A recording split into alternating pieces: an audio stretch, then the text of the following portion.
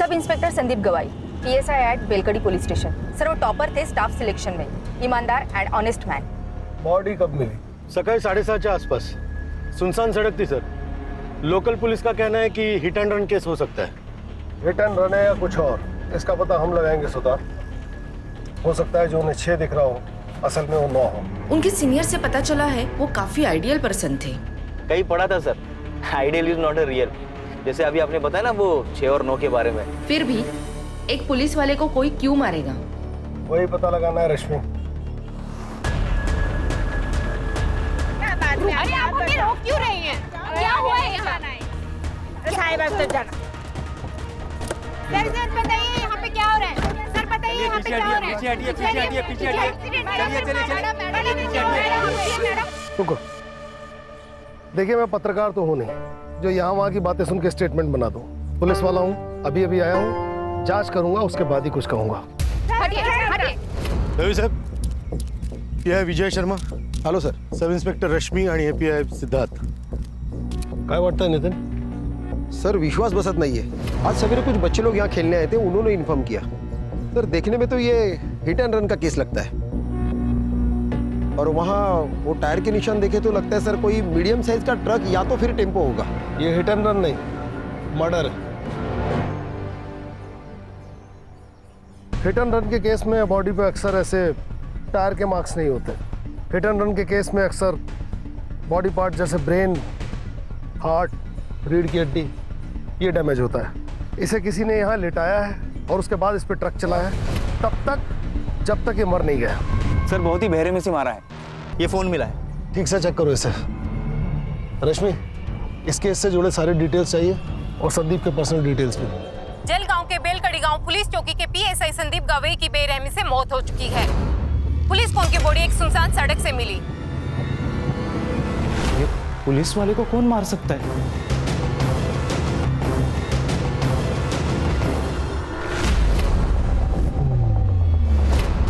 अरे कोई मुझे बताएगा क्या? मुझे क्यों लाए हो यहाँ पे?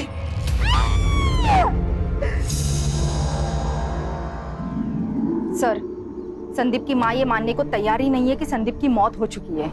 कैसे मानेगी सर? संदीप के सिवा उसका दुनिया में कोई नहीं था। अगले हफ्ते संदीप की शादी थी। नितिन सर, शादी में सिर्फ लड्डू खाने मत आना, 2 दिन पहले सब काम करने के लिए आना है। हो काकू, पक्का आऊंगा, नक्की। काकू बोल के मस्का मत लगाओ। आना है मतलब आना है। ये देखो मेरा बेटा आ गया। आप लोग नहीं आएंगे ना तो ये शादी के फेरे भी नहीं लेगा। तू यहाँ भी शुरू हो गई। अरे नितिन सर सॉरी, आप प्लीज तू चल घरी। अरे मी नाही बोलत होते नितिन सर, हळदीला पण यायचं। अरे मला सांगू दे, असं काय करतो तू? संदीप ऐसे किसी केस में इन्वेस्टिगेशन कर रहा था जिसमें उसकी जान को खतरा हो? नहीं सर, पर हाँ वो प्राइवेटली कुछ ढूंढ रहा था, उसके बारे में मुझे कुछ नहीं पता। हाँ सर, 3 महीने पहले सर का यहाँ पोस्टिंग हुआ था, तब से मैं उनके साथ हूँ, लेकिन मुझे भी पता नहीं चला कि वो आखिर ढूंढ क्या रहे हैं। नितिन, तुम्हारे हिसाब से संदीप ऑनेस्ट, स्ट्रिक्ट और उसूलों वाला इंसान था, फिर ये लुका छिपी क्यों? ऐसा कौन सा केस था जो उसने तुम्हें बताना भी जरूरी नहीं समझा? सर, कल शाम 7:30 बजे प्रिया साठे नाम के किसी लड़के ने संदीप को कॉल किया था। मैंने कॉल लॉग चेक किए तो पता चला कि पिछले 4 दिनों से उनकी कंटिन्यूअसली बातें चल रही थी। संदीप के फोन की पूरी CDR मुझे चाहिए। जी सर। कौन है प्रिया साठे, जानते हो? हाँ सर, उन दोनों के बीच कुछ तो था, पर क्या था वो मुझे पता नहीं। उस दिन मैंने उसे पहली बार देखा था। प्रिया, थांबे, गाड़ी थांबो।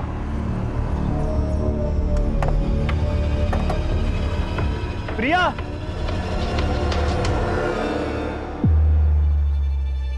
मैंने सर से पूछा कि वो लड़की कौन थी, तभी उन्होंने मुझे बताया कि वो उनके कॉलेज की पुरानी फ्रेंड थी। लेकिन दूसरी बार जब मैं ड्यूटी खत्म करके घर जा रहा था, 2 लोग अकेले सुनसान जगह पे हाथ पकड़ के बैठे रहेंगे, तो इसका क्या मतलब हो सकता है सर? बाद में मुझे पता चला कि प्रिया शादीशुदा है। 1 साल पहले ही उसकी शादी हो चुकी है। मैंने उन्हें बहुत समझाने की कोशिश की, पर आखिर में जूनियर हूं सर, मेरी कौन सुनेगा?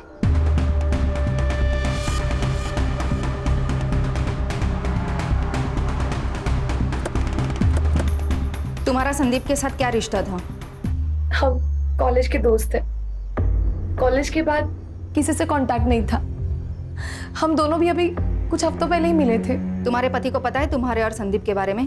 नहीं, मैंने उन्हें कभी नहीं बताया। क्यों? क्योंकि मुझे जरूरी नहीं लगा। संदीप और मैं दोस्त है, इससे आप लोगों को क्या प्रॉब्लम है? मैडम, जब दोस्त का मर्डर हो जाएगा तो सवाल उठेंगे और प्रॉब्लम भी होगी। लेकिन मुझ पर क्यों? हो सकता है कि आप दोनों का रिश्ता दोस्त से बढ़कर था और आप दोनों के इस रिश्ते के बारे में आपके पति मकरंद को इस बात का पता चल गया और उसने गुस्से में आकर संदीप का खून कर दिया। ये आप क्या बोल रहे हो? धोखा अक्सर मतलब पूरा होने के बाद ही दिया जाता है। ऐसा कौन सा मकसद था मैडम जो संदीप ने पूरा कर दिया था? बंद कीजिए ड्रामा। संदीप मेरे भाई की तरह था। तो आपके भाई साहब के बारे में आपके पतिदेव को आपने क्यों कुछ नहीं बताया? क्यों सब छुपा के रखा? म्हणजे काहीतरी होतच ना। ऐसा कुछ नहीं है। मकरंद से मैं प्यार करती हूँ और हम दोनों खुश हैं। करता क्या है ये मकरंद? जी, उनका दाल चावल का होलसेल का बिजनेस है और उसी सिलसिले में उनका जलगांव जाना होता है। मोबाइल नंबर दीजिए उनका। सर, मुझे तो लव ट्रायंगल की बू आ रही है। लव ट्रायंगल में किसी एक का मरना तय है, ये तो इतिहास में लिखा हुआ है। सुतार, इस मकरंद और संदीप के बारे में सारी डिटेल पता करो। और रश्मि, प्रिया के बारे में सब पता करके बताओ। सर, ये प्रिया तो डॉक्टर राजा आठवले की बेटी है। कौन है डॉक्टर राजा आठवले? सर, कहने को तो ये डॉक्टर है, लेकिन लोग इसे देव मानुस कहते हैं। आरटी एक्टिविस्ट है, लोगों की काफी मदद करता है। लेकिन सर, पुलिस से इसकी नहीं बनती, क्योंकि इन्हें हर पुलिस वाला बिका हुआ और करप्ट लगता है।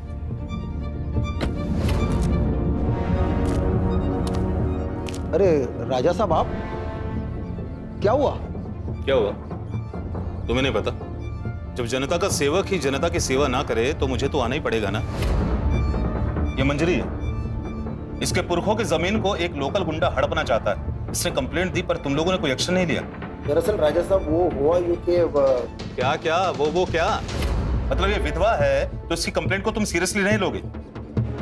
ये मत समझना कि अकेली है, इसका भाई अभी जिंदा है, राजा अठावले। और सुनो, अगर कल तक उस रघु का तुमने कोई बंदोबस्त नहीं किया ना तो परसों बिना बताए अपना रेजिग्नेशन डाल देना। रश्मि, ये तो एक अलग ही एंगल निकल के आ गया। कहीं ऐसा तो नहीं कि प्रिया के पिता डॉक्टर राजा अठावले को संदीप और प्रिया के बारे में पता पड़ गया और उसने गुस्से में आकर संदीप को मरवा दिया? सर, कहने को तो बहुत कुछ हो सकता है, लेकिन हम उस पर डायरेक्ट डाउट नहीं ले सकते। बड़े चाहने वाले हैं उसके। सर, अगर वो इन्वॉल्व है तो पूरे सबूत के साथ जाना पड़ेगा। कहाँ है इस डॉक्टर साहब और देव मानुष का क्लिनिक? आ जाओ। सर, आप निकल रहे हैं? हाँ, आज थोड़ा लेट हो गया। वो मैं आपके लिए मच्छी करी लेकर आई थी। अरे वाह, मतलब तुम्हें मेरा वीक पॉइंट मालूम है कि मुझे मच्छी करी बहुत पसंद है, वो भी तुम्हारे हाथों की। तो ठीक है, थोड़ा लेट और सही। एक काम करो, तुम प्लेट्स लगाओ, मैं हाथ धोकर आता हूँ। ठीक है?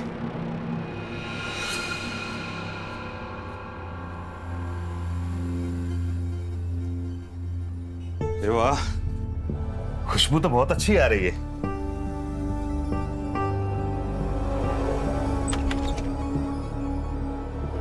अरे भाई को आना, देख रुक्मिनी फिश फ्राई से लेकर आई है। ताई, या ना, मैं आपके लिए भी प्लेट लगाती हूँ। रहने दो रुक्मिनी, इतने प्यार से जिनके लिए लाई हो उन्हीं को खाने दो, कहीं कम ना पड़ जाए। क्या बोले जा रही हो, पागल हो क्या? आप क्यों भूल जाते हैं कि आपका एक घर है, बीवी है, परिवार है जो आपके लिए वेट कर रहा है, पर आप हमारी परवाह किए बगैर यहाँ एक पराई औरत के साथ खाना खा रहे हैं। सर, मैं आती हूँ।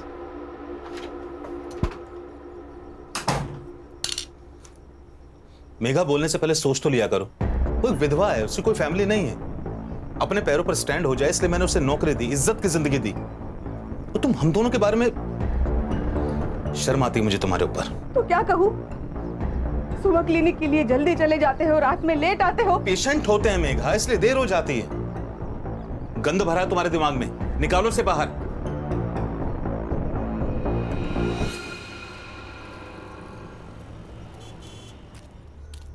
संदीप, संदीप! अरे ताई, तुम्ही इथे? क्या हुआ? तांबे भाऊ आपके सर आज भी टिफिन भूल के आए हैं। मैं उनकी पसंदीदा भिंडी बनाई थी, वो लेके आई हूँ। कहाँ है संदीप?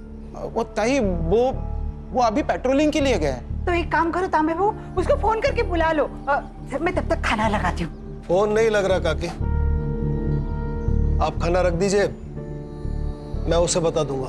फोन नहीं लग रहा है? ठीक है। बड़े साहब, आप ना उसे याद से खाना खाने के लिए बोल देना, भूल जाएगा नहीं तो। तांबे बहू, खीर खाई छिया? सर, आपने झूठ क्यों बोला? उन पर क्या बीत रही है इसका अंदाजा हम नहीं लगा सकते। कभी कभी दिल से भी सोचना पड़ता है। सर, संदीप के पहले और कुछ अभी के केसेस देख रहा था, देखिए क्या हाथ आया।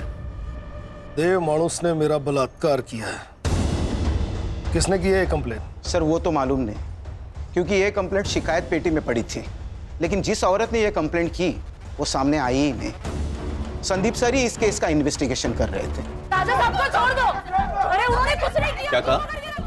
किसी ने मेरे खिलाफ रेप की कंप्लेंट की? हाँ। अच्छा, एक काम कीजिए, जिसने कंप्लेंट की है उसको यहाँ पुलिस स्टेशन में अभी बुलाइए। सच का सच और झूठ का झूठ सब क्लियर हो जाएगा। देखिए, हम उसे यहाँ नहीं बुला सकते। सर, बाहर बहुत सारी औरतें आई है, नारे लगा रही है, धमकी दे रही है, इन्हें छोड़ने के लिए कह रही है। सर, मुझे डर लग रहा है कहीं वो औरतें अंदर ना आ जाए। छोड़ो, राजा साहब को छोड़ दो, उन्होंने कुछ नहीं किया है। ऑफिसर, मेरे पति को सब लोग देव मानुस कहते हैं और आप उन्हीं पर गलत इल्जाम लगा रहे हैं। देखिए, मैं सिर्फ अपना काम कर रहा हूँ। इनके खिलाफ कंप्लेन आई है तो इंक्वायरी के लिए इन्हें यहाँ बुलाना पड़ा। इंस्पेक्टर साहब बिल्कुल सही कह रहे हैं। तुम सभी लोग बाहर जाओ, चलो बाहर जाओ, चलो। इंस्पेक्टर साहब, पूछिए, आपको जो कुछ पूछना है। पूछताछ हुई पर कुछ हाथ नहीं लगा। जिस लड़के ने कंप्लेंट की थी वो सामने आई ही नहीं, और फिर केस बंद हो गया। क्या करें सर, इस शहर के आधे लोग डर की वजह से कंप्लेंट ही नहीं करते। ये भी तो हो सकता है कि तुम जैसे डर कह रहे हो हालात वही हो। लेकिन सर, ये भी तो हो सकता है कि वो कंप्लेंट ही झूठी हो। मेरा मतलब है, हर अच्छा काम करने वाले आदमी के दुश्मन भी बहुत सारे होंगे। और सर, आजकल तो हर कोई लड़की ये कहती है कि मेरा रेप हुआ है। क्या बात कर रहे हो सिद्धार्थ? कोई लड़की ऐसा झूठ नहीं बोल सकती, उसके लिए बहुत बड़ी बात है। रश्मि मैडम, फेक एलिगेशंस के कितने केस आते हैं हमारे पास, और इन लड़कियों के फेक एलिगेशंस की वजह से कितने ही लड़कों की जिंदगी बर्बाद होते हुए देखी मैंने अपनी आंखों से। इसका मतलब है हर लड़की झूठी है? मैंने ये तो नहीं कहा ना, मैंने तो बस इतना कहा कि हर लड़की सच्ची नहीं होती, बस। देखो तुम ज्यादा बस साला, हर जगह शुरू हो जाते हो। जब से इंक्वायरी शुरू हुई है तब से इस देव मानुस का नाम दूसरी बार आया है। इसकी और इसके फैमिली की पूरी कुंडली चाहिए मुझे। Yes sir. ये लो। वाओ, कैसे लगे? बहुत खूबसूरत है बाबा। अभी कहाँ खूबसूरत, ये दिखाओ। खूबसूरत तो अब लगेंगे बेटा। अच्छा बताओ, कॉलेज कैसा चल रहा है तुम्हारा? कॉलेज? आई को क्या हुआ? आई, क्या हुआ तुझे?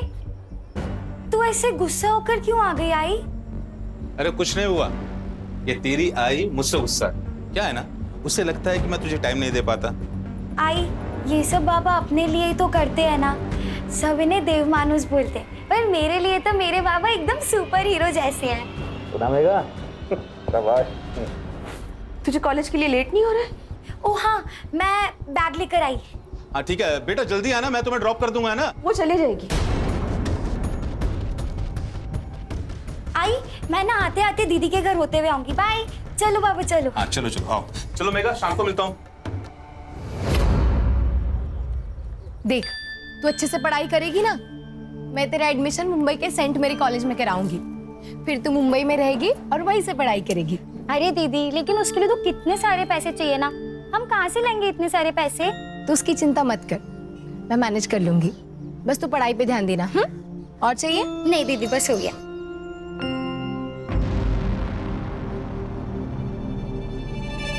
ये कंगन कब खरीदे?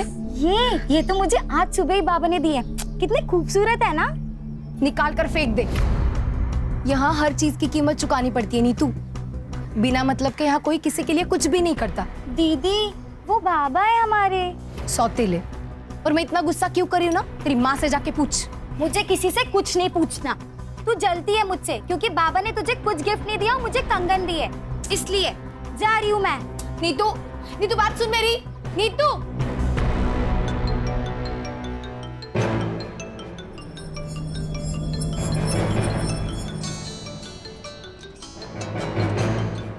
हेलो। देखकर अंधे माँ है या चुड़ैल? शर्म नहीं आती तुझे? प्रिया तुम शांत हो जा। कैसे शांत रहूं आई? पहले बालिया, अब ये कंगन, ये सब किस और जा रहा है ना, सब समझ रही हूं मैं। देख तू चुप बैठ। चुप रहकर ही तो सब कुछ सह लिया, लेकिन नीतू ये नहीं सहेगी। अब तो समझ आई, बचा ली अपनी बेटी को।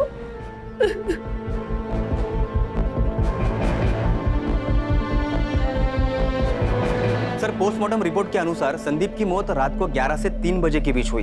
एक्सीडेंट? नहीं सर, सर आपने बिल्कुल ठीक कहा था। यहाँ सर के पीछे वार किया गया था सर, और सर बेहोशी की हालत में उसके ऊपर ट्रक चलाया गया। कौन कर सकता है ये सब? प्रिया, मकरन, या फिर ये डॉक्टर राजा अठावले? सर, संदीप के कॉल लोकेशन के हिसाब से वो मर्डर वाले दिन रात को 9:30 बजे अपने घर से निकला था और डॉक्टर राजा के क्लिनिक गया था। तब से उसका फोन स्विच ऑफ है। इसका मतलब सर जो कुछ भी हुआ है वो सुनसान सड़क और क्लिनिक के बीच हुआ है। सुतार, कुछ ज्यादा ही शरीफ नहीं है देव मानुस? एक औरत इसके खिलाफ कंप्लेन करती है, संदीप की मौत इसके क्लिनिक की ओर इशारा करती है। सर, ऐसे साधु संत बाबा बहुत देखे हैं मैंने जिंदगी में। एक बुरा काम छुपाने के लिए 10 अच्छा काम करेंगे। सर, अगर ये दोषी हुआ ना तो सबसे पहले इसको मैं ही मारूंगा सर। मैं मारूंगा? आपको लगता है संदीप को मैंने मारा? हो सकता है। उस दिन रात 10 बजे संदीप आपकी डिस्पेंसरी के आसपास था, फोन भी यहीं बंद हुआ, जो कुछ हुआ यहीं हुआ। देखिए, मेरा क्लिनिक मार्केट के बीचों बीच, और जहां तक मेरी बात है, मैं लगभग रात को 9:40 पर एक पेशेंट विजिट पे गया था। पेशेंट का नाम? शोभा वैद्य। रश्मि, शोभा वैद्य से मिलो और इस डॉक्टर अठावले की उस रात की लोकेशन वेरीफाई करो। या तो ये बहुत बड़ा शातिर है या फिर सच में देव मानुष। हो सकता है कि सर शिकायत पेटी की कंप्लेंट जेन्युइन हो और उसका इस केस से कोई रिलेशन ही ना हो सकता है।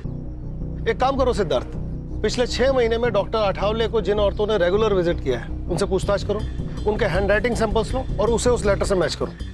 ये इस केस को नई दिशा दे सकते हैं। पिछले 6 महीने में जो भी सुसाइड और मिसिंग केस हुए हैं उन सब की फाइल तांबे से लो, कुछ ना कुछ जरूर मिलेगा। समझ गया सर। सुधरो, चला। रश्मि, मकरंद का कुछ पता चला? जलगांव में ही है या कहीं और?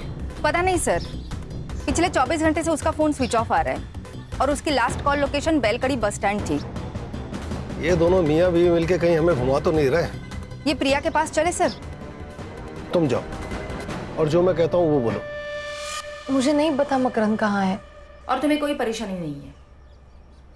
मतलब तुम्हारा पति गायब है पर तुम्हारे चेहरे पे कोई चिंता नजर नहीं आ रही है। प्रिया, तुम संदीप को अपना दोस्त मानती थी ना, तो यही वक्त है अपनी दोस्ती निभाने का। मैं जानती हूँ संदीप के जाने का सबसे बड़ा दुख तुम्हें हुआ है। कुछ तो गलत हुआ है उसके साथ। वो बहुत खुश था। तू ही चॉइस कर ले यार। संदीप, मैंने सिर्फ उसकी फोटो देखी है, मैं तुम्हें सजेस्ट कर सकती हूँ। चॉइस तो तुम्हें ही करना पड़ेगा। हम एक काम करते, ये तीनों ले लेते। अच्छा, इतना प्यार? अभी से इतना प्यार करोगे ना तो तुम्हारी बीवी तुम्हें जोरों का गुलाम बना के रखेगी। संदीप एकदम परफेक्ट पति था, जैसा हर लड़की चाहती है। क्या तुम्हारे और मकरन के बीच में कोई प्रॉब्लम्स थे? मुझे ऐसा लग रहा है कि तुम मकरन के साथ खुश नहीं थी। बोलो प्रिया, मैं यहाँ तुम्हारी मदद करने आई हूँ। हमारी शादी को 1 साल हो चुका था। मकरन बच्चे के लिए एकदम डेस्परेट हो गया था। एक दिन हम डॉक्टर के पास चले गए तो पता चला कि प्रॉब्लम मुझ में है, मैं उसे बच्चा नहीं दे सकती थी। उसी दौरान संदीप की पोस्टिंग यहाँ पर हो गई थी। उसे मैं अपने सारे प्रॉब्लम्स बताती थी, लेकिन मैं जानती थी कि मकरन इस बात को नहीं समझेगा, इसलिए संदीप के बारे में मैंने उसे कभी कुछ नहीं बताया। संदीप का मर्डर और मकरन का गायब होना, इसमें कुछ तो कनेक्शन हो सकता है प्रिया। तुम जानती हो मकरन कहाँ हो सकता है? मकरन का हमेशा जलगांव आना जाना होता है। वहां पर उसका जो दोस्त है अजित देशमुख, शायद उसे कुछ पता हो। देखो सर, इन दोनों की हैंडराइटिंग भी मैच नहीं हो रही। सर, मेरी उत्तरा बीमारी से तंग आ गई थी सर। रात रात भर रोती थी, उसे जीना ही नहीं था, इसलिए उसने खुदकुशी कर ली। उत्तरा राजा अठावले की पेशेंट थी, हो सकता है कि बात कुछ और हो। 1 मिनट, आप राजा साहब पर शक कर रहे हो? अरे देव मानुस है वो, मैं आज जो स्कूल में क्लर्क की जॉब कर रहा हूं ना, उनकी वजह से मुझे और उत्तरा को हमारे बुरे समय से उन्होंने निकाला था। देखिए सर, मुझे इस बारे में आपसे कोई बात नहीं करनी, आप प्लीज जाइए। मेरे पति को मरे बहुत साल हो गए सर। ये कौन सा एप्लीकेशन फॉर्म है? क्या है ना मैडम, हम ग्राम पंचायत से आए हैं। वो क्या है ना, सरकारी कामकाज रहता है, तो रोज नए नए फॉर्म, नए नए कागज लगते रहते हैं। बस अब हाँ, आप बस ये फॉर्म भर कर दीजिएगा, बाकी हम लोग देख लेंगे। हाँ, ये लीजिए। बस ये लीजिए।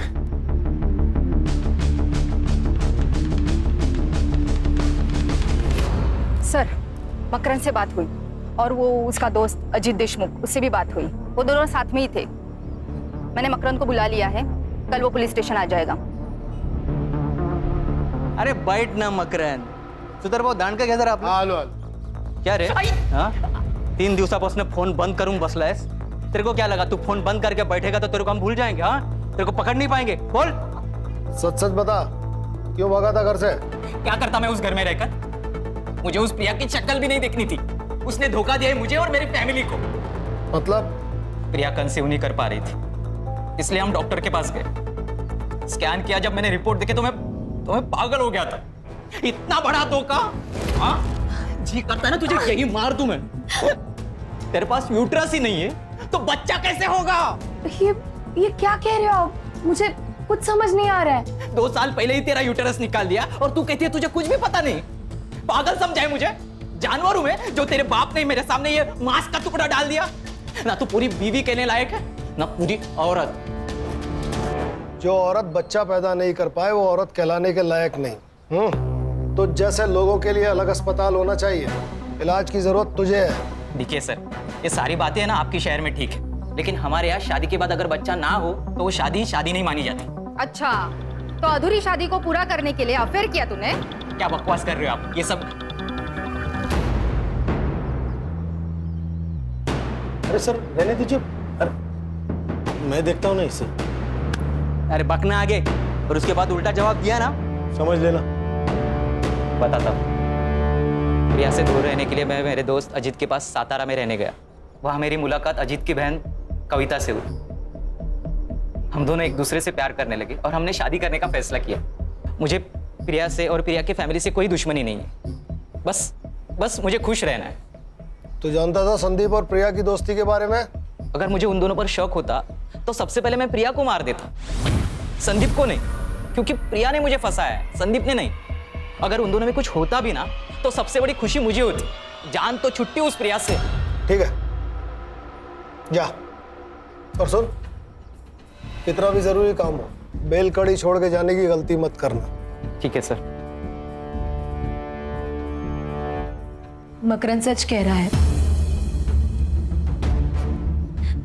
मैंने उसकी जिंदगी खराब की है, लेकिन मुझे सच में नहीं पता था कि मेरा गर्भाशय निकाला गया है. तुम जानती हो ये मुमकिन नहीं है. मतलब तुम्हारा ऑपरेशन हुआ और तुम्हें पता ही नहीं चला? वो मैं प्रेग्नेंट थी.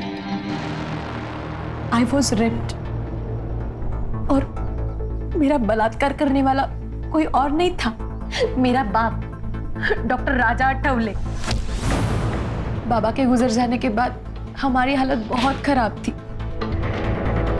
मैं सिर्फ 14 साल की थी और नीता 10 साल की.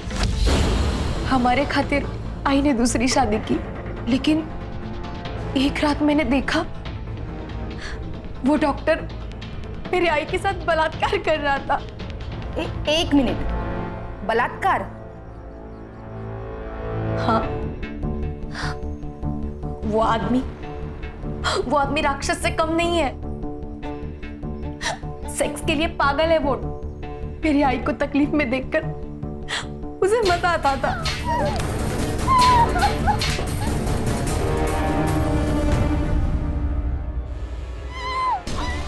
वो चीखती थी, चिल्लाती थी, लेकिन वो रुकता नहीं था. मुझे उससे बहुत डर लगता था. जब मैं 16 साल की हुई तो वो मेरे लिए नए नए गिफ्ट लाता था. मुझे लगा वो शायद बदल गया है, लेकिन नहीं, मैं गलत थी. बाबा, क्या हुआ?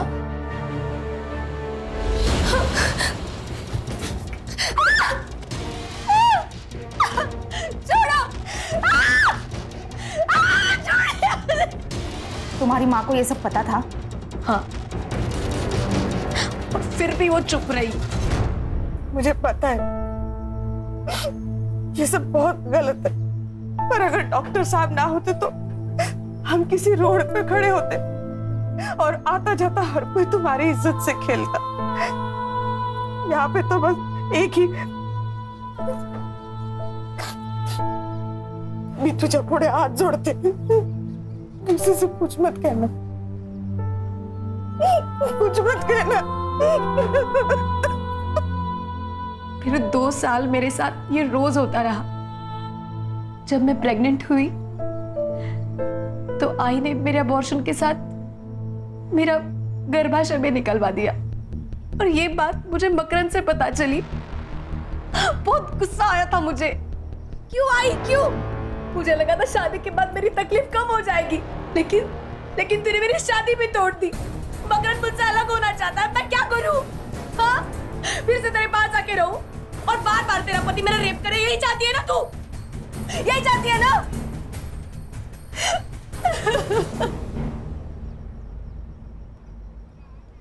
कोई साथ में नहीं था मैडम, किसको बताती?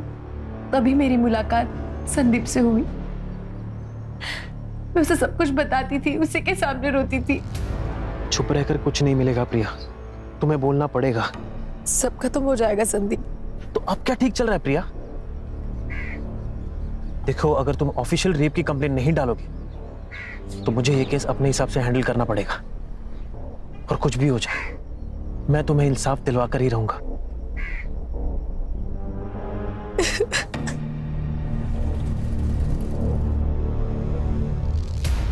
वो मुझे इंसाफ दिलाना चाहता था। इसके पहले ही संदीप कुछ करता, किसी ने डॉक्टर के खिलाफ रेप की कंप्लेंट शिकायत पेटी में डाल दी, केस फाइल हुआ, लेकिन हुआ कुछ नहीं। इसलिए मैंने उसको सब सच सच बता दिया। डॉक्टर राजा आठवले असल में डॉक्टर है ही नहीं। आई ने मुझे बताया था कि वो सतारा में लैब टेक्नीशियन था। 12 साल पहले वो जलगांव आया और फिर उसने डॉक्टर की प्रैक्टिस की है। संदीप इसी की इन्वेस्टिगेशन कर रहा था।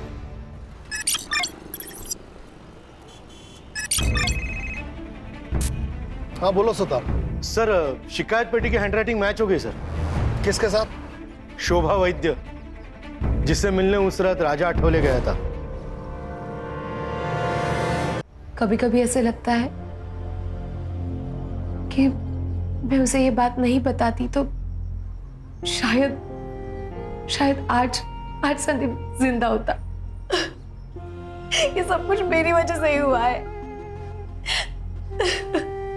सब कुछ मेरी वजह से। सही थे सर, आप बहुत शातिर कौवा है ये। साधूच्या वेशात राक्षस है। अब इस राक्षस के उद्धार का वक्त आ गया सुतार। पक्के सबूत जुटाओ इसके खिलाफ, फिर निकालेंगे इसकी बारात पूरे शहर में। सुतार, पता लगाओ अभी इसका टारगेट कौन है, किसका इलाज चल रहा है वहां फिलहाल। रश्मि, अगर संदीप को यह पता था कि यह डॉक्टर फेक है तो उसने इसके खिलाफ मेडिकल काउंसिल में कांटेक्ट किया होगा, पता लगाओ। Yes sir. हैंडराइटिंग के बारे में कुछ पता चला? अपने हैंडराइटिंग एक्सपर्ट उस पर काम कर रहे हैं, वो भी मिल जाएगी सर। टाइम नहीं है, अगर सबूत मिलने से पहले डॉक्टर गायब हो गया तुम सबको गायब कर दूंगा। आप लोग यहाँ सब गप्पे मार रहे हैं, मेरी बेटी की शादी है।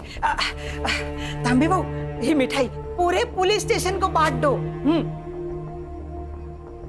बड़े साहब नमस्कार, मेरे संदीप की शादी का कार्ड है, लीजिए। पूरे परिवार के साथ आना है, कोई भी बहाना नहीं चलेगा। नितिन साहब, एक दिन पूरे पुलिस स्टेशन को छुट्टी, और एक दिन पुलिस स्टेशन को छुट्टी दी तो कोई पहाड़ नहीं टूटने वाला। आप सब लोग ना शादी में आना। और संदीप भी ना कहाँ चला गया पता नहीं, सारे काम मुझे करने पड़ रहे। ए साधना, तू पढ़िएगा लगना ला।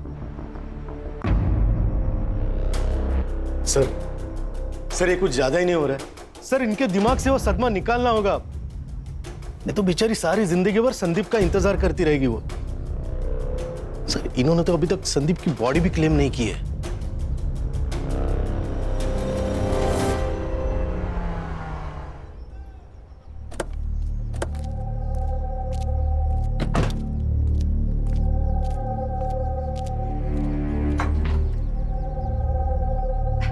अरे आप सब लोग आ गए। बहुत सारे काम पड़े हैं। मुझे ना खाना बनाने वाले के पास भी जाना है। और तांबे बहू, शादी के दिन आपको ही गाड़ी सजानी है। हाँ, और ना क्या मैं लाल बत्ती की पुलिस की गाड़ी में थोड़ी ना मैं बहू को लेके आऊंगी। आप दोनों को काम करने के लिए आना है। अरे तुम इथे काय उभे आहात? हाँ,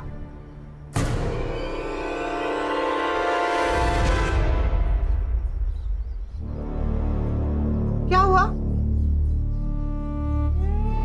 ये तो सो रहा है। संदीप का एक्सीडेंट हो गया, वो बच नहीं सका।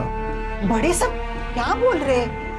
ये तो सो रहा है। संदीप अब नहीं रहा काकी, उसकी बॉडी डैमेज हो गई है। आज अंतिम संस्कार करना है। आखिरी बार उसका चेहरा देख लीजिए।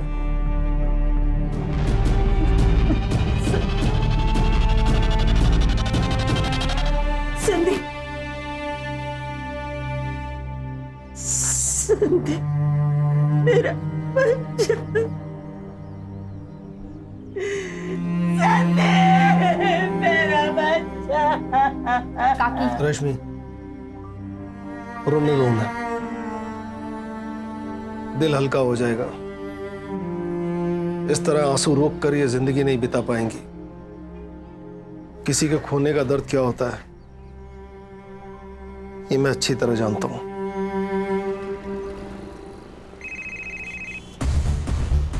हाँ बोलो सुतार। सर शिकायत पेटी की हैंडराइटिंग मैच हो गई सर। किसके साथ? शोभा वैद्य, जिससे मिलने उस रात राजा आठवले गया था। तुम्हारी हैंडराइटिंग इस लेटर से मैच हो रही है जिसमें तुमने लिखा है कि देव मानुस ने तुम्हारा बलात्कार किया है। और उसी देव मानुस ने कहा कि संदीप के मर्डर की रात वो आपके साथ था, आपसे मिलने आपके घर गया था, जबकि आपके फोन की लोकेशन उस रात डॉक्टर के क्लिनिक की थी। और अगर आप क्लिनिक पर थी तो डॉक्टर साहब वहां पर क्या कर रहे थे? सर, कुठला आता हाँ? भांडा फूट चुका है। अब सच बोलिए, नहीं तो ना खून का चार्ज लगाकर ये केस इधर ही बंद कर देंगे अब। और आपको बेटे को आपको मिलने के लिए जेल आना पड़ेगा। मैंने कुछ नहीं किया सर, सिर्फ झूठ बोला है मैंने कि उस रात डॉक्टर साहब मेरे साथ थे। उन्होंने मुझे धमकी दी थी, इसलिए मैंने झूठ बोला।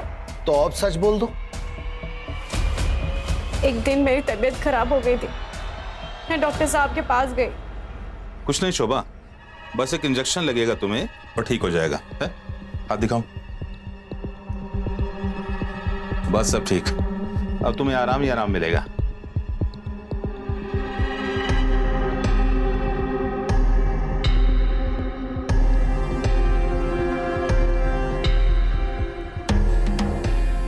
उसके बाद ये हर रोज होता रहा। तो तुमने पुलिस स्टेशन आके कंप्लेंट क्यों नहीं की? हमारी हालत बहुत खराब थी मैम, खाने तक को पैसे नहीं थे। डॉक्टर साहब आते, मुझे पैसे देते और उसके बाद मुझे अपने आप से घिन आने लगी। मुझे ये सब बंद करना था सर, इसीलिए मैंने शिकायत पेटी में चिट्ठी डाल दी। तो जब पुलिस आपके दरवाजे आई तो सच क्यों नहीं बोला? डर गई थी सर मैं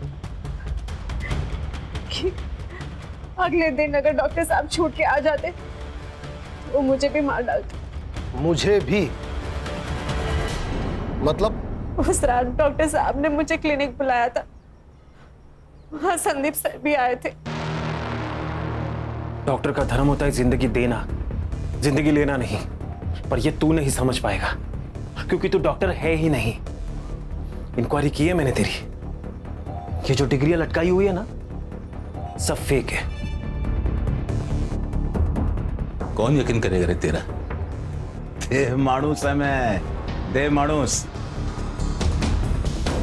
दफा यहां से, तेरा पैसा पहुंच जाएगा स्टेशन में। अपनी बेटी का बलात्कार कर दिया, उसका यूट्रस निकाल दिया ताकि वो फिर से प्रेग्नेंट ना हो पाए। तू देव मानुस नहीं है, तू राक्षस है, राक्षस।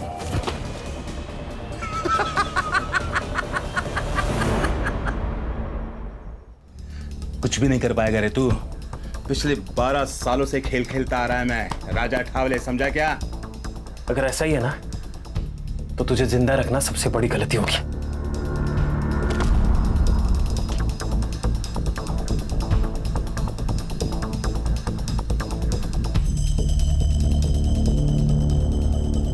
मम्मी को डर रही है?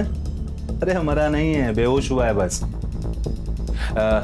तू फोन दे, दे लवकर, दे दे दे। अरे दे। हाँ सुन, राजा बोल रहा हूँ।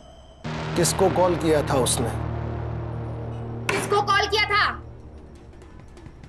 पता नहीं, पर बाद में बोला कि घर जाओ। और जब सुबह न्यूज़ देखा तो पता चला उन्होंने संदीप सर को मार दिया था।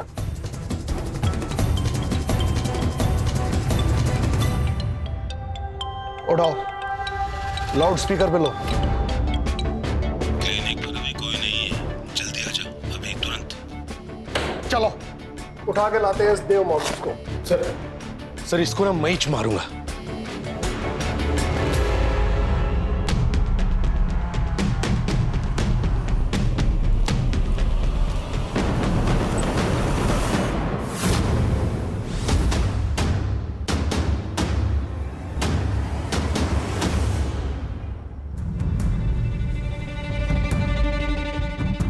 सर, ही इज नो मोर।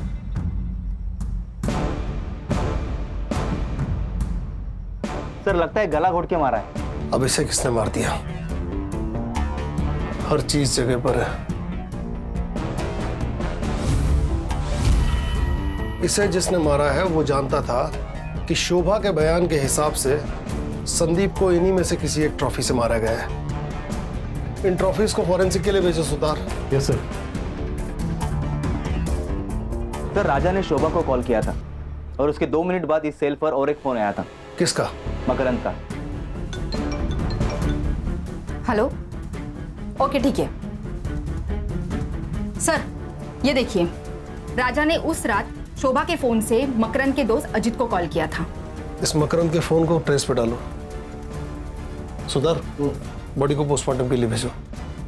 उस रात राजा ने शोभा के फोन से अजीत को फोन किया।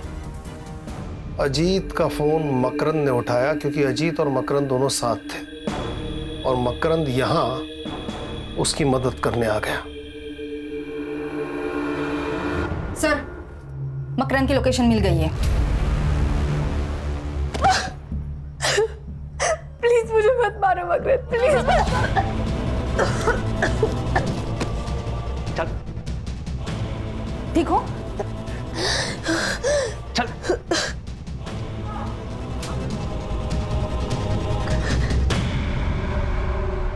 वो साड़ी बोल तो गया था पटापट। मैंने और कविता ने शादी करने का फैसला ले लिया था, लेकिन मेरा बिजनेस ही अच्छा नहीं चल रहा था और ये बात अजीत को पता थी। उसने तो मेरे सामने शर्त ही रख दी थी, अगर मेरी बहन के साथ शादी करना चाहते हो तो तुम्हें 25 लाख रुपए जुटाने पड़ेंगे। मैंने तो टेंशन के मारे घर ही जाना छोड़ दिया था, लेकिन मुझे प्रिया का कॉल आया था। उसने मुझे बताया कि डॉक्टर साहब ने उसके साथ जबरदस्ती की थी और उसी की वजह से वो प्रेग्नेंट हुई थी।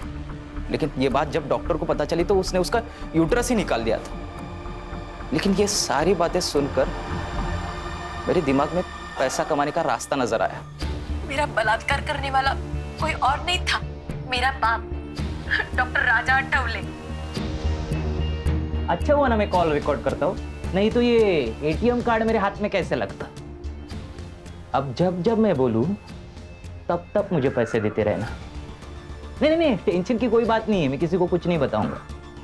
लेकिन हाँ, अगर मुझे पैसे नहीं मिले तो ये ऑडियो क्लिप वायरल हो जाएगी, फिर तुम और तुम्हारी बेटी दोनों मिलकर खुदकुशी करना। हर महीने मुझे पैसे मिलते रहे और मैं जुटाता रहा, लेकिन प्रिया मुझे बार बार कॉल करके तंग करती रहती थी, इसलिए सातारा जाने के बाद मैं फोन ही बंद कर देता था। उस रात डॉक्टर साहब का कॉल अजीत को गया था।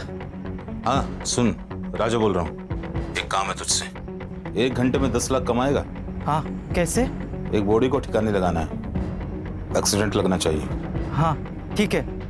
मैंने तुरंत हाँ कर दी क्योंकि मुझे पैसे जुटाने थे। अजीत का तो ट्रांसपोर्ट का बिजनेस था ही, इसलिए मैंने बिना बताए उसकी गाड़ी लेके बेलकड़ी पहुंच गया। मैंने क्लिनिक से बॉडी उठाई और खदान के पास वाले रोड पे लेके गए। वहां से सातारा लौटी। सुबह जब मैं बेलकड़ी पहुंचा तो मुझे पता चला कि वो एक पुलिस वाला था। जलगांव के बेलकड़ी गांव पुलिस चौकी के पीएसआई संदीप गवई की बेरहमी से मौत हो चुकी है। डॉक्टर साहब ने मेरे साथ बहुत बड़ा गेम खेला था। उसकी आइडेंटिटी मुझसे छुपा कर रखी थी। डॉक्टर राजा तुझे बाद में भी पैसे देता था ना, सोने का अंडा देने वाली मुर्गी को मार क्यों दिया? मुझे टिप मिली थी। डॉक्टर साहब ने अपनी जमीन बेचकर 3.5 करोड़ रुपए जमा किए थे, लेकिन जो खरीदार था उसकी एग्रीमेंट होने से पहले ही मौत हो चुकी थी। तो बेसिकली ये पैसा ब्लैक हो चुका था। मैंने सोचा क्यों ना पैसा ये मेरा हो जाए, इसलिए मैंने वो पैसा डॉक्टर साहब से कैसे निकालूं ये प्लान बनाया। मकरंद, मैं तुम्हें 10 लाख रुपए दूंगा, 1 लाख रुपए एक्स्ट्रा भी दूंगा। अरे नहीं चाहिए तुम्हारे 10 लाख, मुझे तुम्हारे 3.5 करोड़ रुपए चाहिए। 3.5 करोड़? हाँ, जो तुमने मुझे धोखा दिया है ना, उसका फुल एंड फाइनल अमाउंट।